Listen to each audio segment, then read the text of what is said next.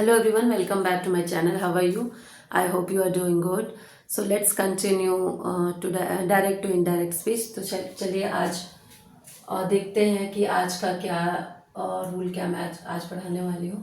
तो देखिए number 1 example है. Gopi said I know his address. Gopi कहता है कि मुझे उसका एड्रेस पता है. ठीक है. तो जब भी कभी ऐसा होता है कि कोई रेलिवेंट हो यानी कि प्रासंगिक हो या फिर यूनिवर्सल ट्रूथ हो, तो अगर रिपोर्टिंग वर्ब पास्ट टेंस में भी है, ठीक है, तो भी जो रिपोर्टेड स्पीच है उसमें कोई चेंज नहीं करते जब वो यूनिवर्सल ट्रूथ हो या फिर रेलिवेंट हो. ठीक है.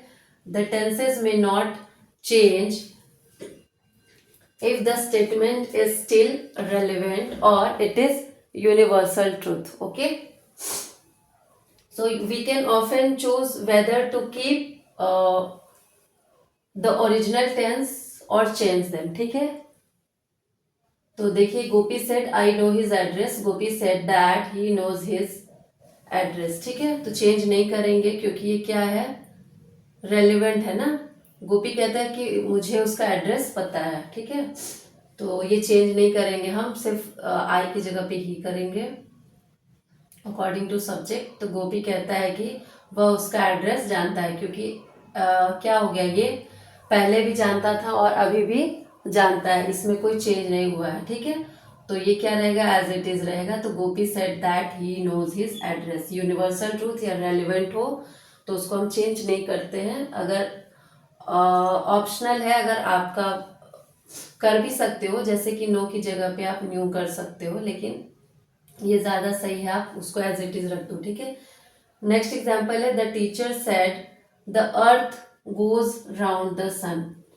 टीचर कहता है कि क्या जो पृथ्वी है वो सूर्य के चारों तरफ क्या करती है, चक्कर लगाती है. ठीक है. तो ये यूनिवर्सल ट्रूथ है, ये कभी चेंज नहीं होगा.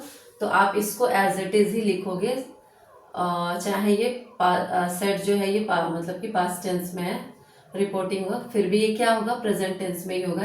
एज इट इज हम यहाँ पे लिखेंगे. तो क्या हो जाएगा, the teacher said that the earth goes round the sun. ठीक है. टीचर कहते हैं कि पृथ्वी क्या करती है, सूर्य के चारों ओर चक्कर लगाती है. ओके. थर्ड एग्जाम्पल है she said German is easy to learn. ठीक है. वह कहती है कि जर्मन भाषा क्या है, सीखना आसान है. ठीक है. तो ये भी क्या है, रेलिवेंट है. ये पहले भी था, अभी भी है, ये कोई चेंज नहीं हो रहा है. तो क्या होगा, ये भी एज इट इज ही लिखेंगे. She said that German is easy to learn. German भाषा सीखना क्या है, आसान है. ठीक है. तो पहले भी वही था, अभी भी वही है. ठीक है. तो ये रेलिवेंट है, प्रासंगिक है, ये चेंज नहीं होता है. तो इसकी वजह से हम इसको एज इट इज लिखेंगे.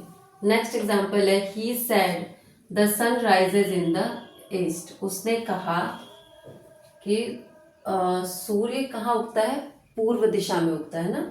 उसने कहा सूर्य पूर्व दिशा में उगता है. तो ये क्या है, यूनिवर्सल ट्रूथ है, ये कभी चेंज नहीं होगा. तो इसको भी आप as it is he said that the sun rises in the east करेंगे. ठीक है.